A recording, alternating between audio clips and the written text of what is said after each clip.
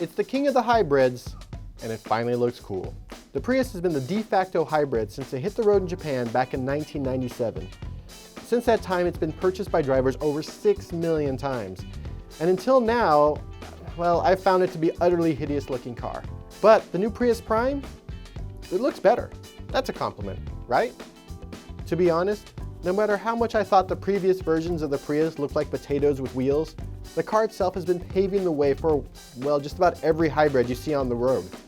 And the Prime, it's the culmination of a lot of tech, and it's readily apparent as soon as you get behind the wheel.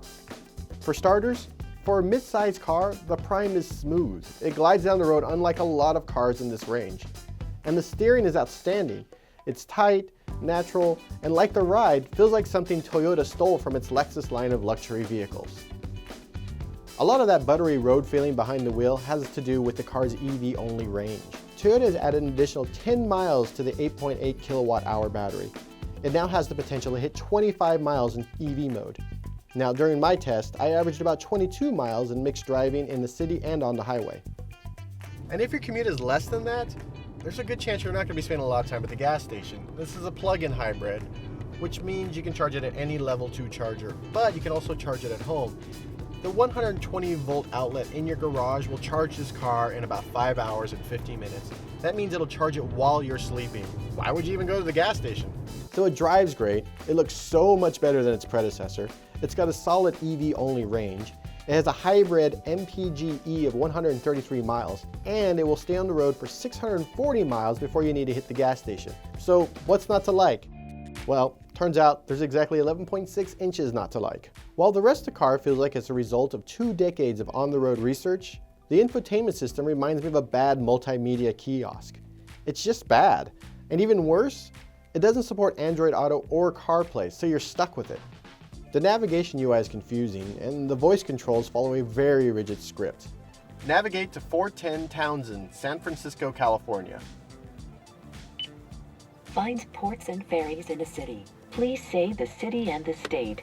No, that's not, see, because it doesn't understand natural language. It goes through a script.